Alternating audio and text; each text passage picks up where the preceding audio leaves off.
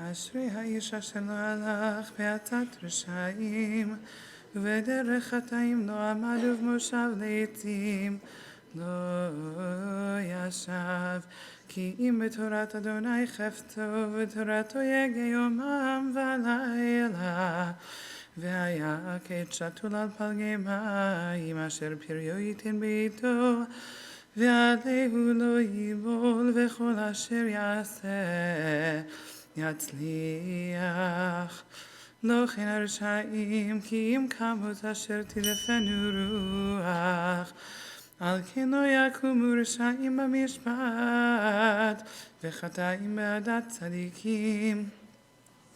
כי יודע אדוני דרך צדיקים, ודרך רשעים תאבד.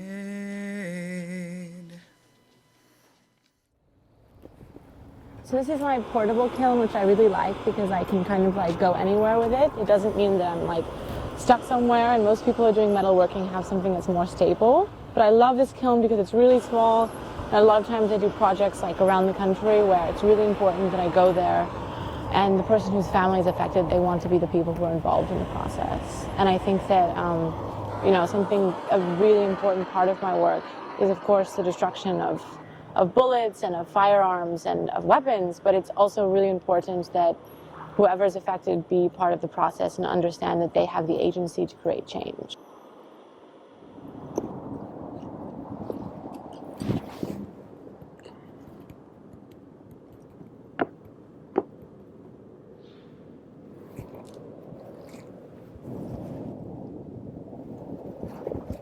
All right, we have a beautiful bell right here.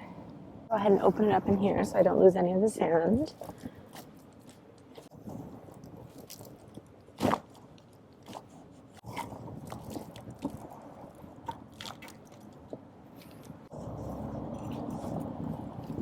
When molten metal touches it, it turns black immediately. So it literally burns through the sand. So I love this process right here.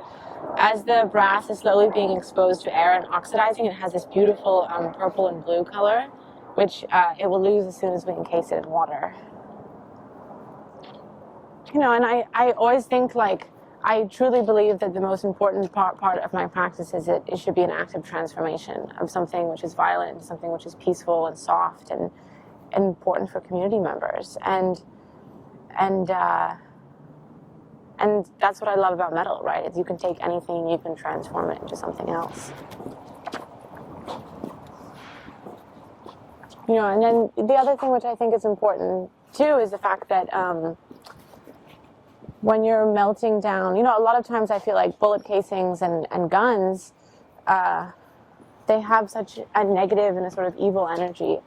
And I think that when you melt it down and transform it into something else, it becomes, that energy itself becomes transformed. Okay, this part is really amazing. You can do a close-up here. I love it.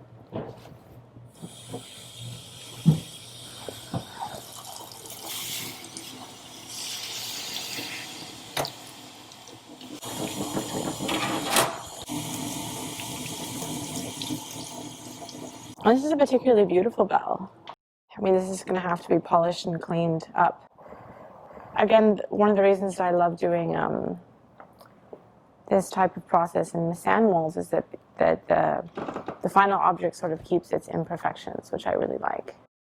So now what I'm going to do is just go ahead and clean this up a little bit.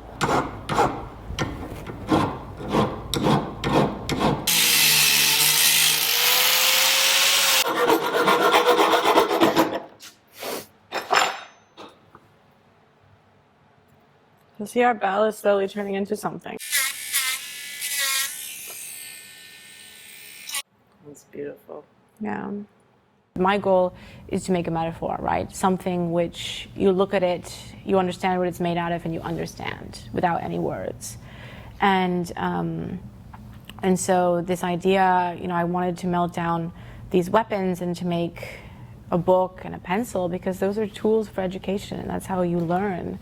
And I truly believe that, you know, students should not have to worry about gun violence, which they do in DC and around the world. And students, you know, should be spending more time reading and learning and studying and not dealing with guns. Everyone has a different perspective when it comes to gun violence, but for me, what I'm about is the material. It's the object. It's the gun. It's the bullet casing. You know, it's this thing. If we don't have this thing, that thing can't happen.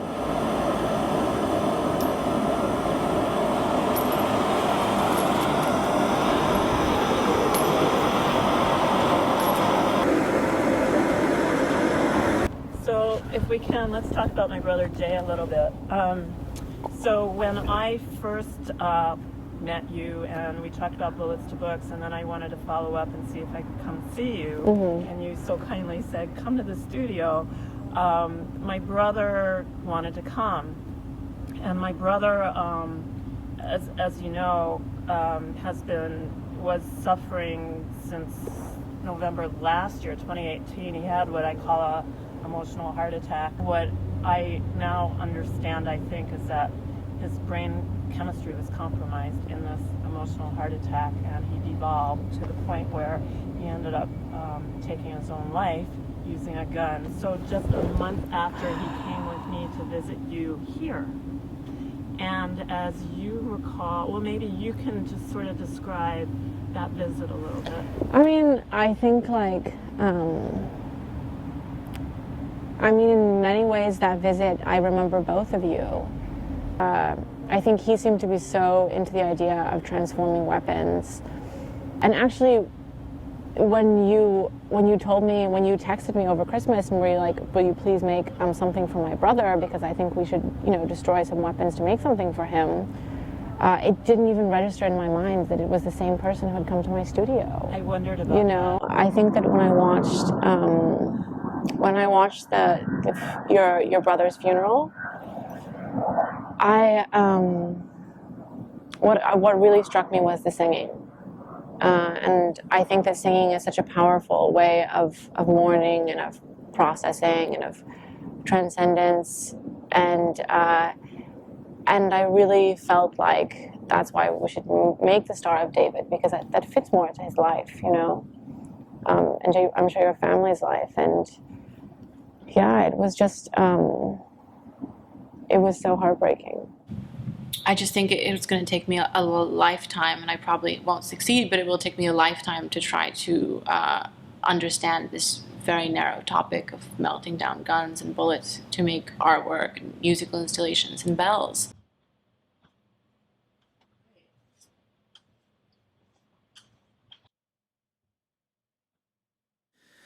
מזמור לדוד, אדוני מי יגור באוהליך, מי ישכון בהר קודשך.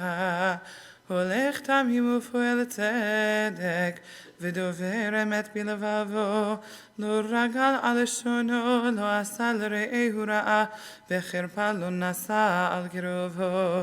נבזה בעיניו נמאס, ותראה אדוני יכבד, נשבע להרע ולא ימיר. כספו לא נתן בנשך, ושוחד על נקי לא לקח, עושה אלה לא ימות לעולם. I am looking at my brother's bell hanging next to the window, feeling so much peace and beauty, for which I am grateful.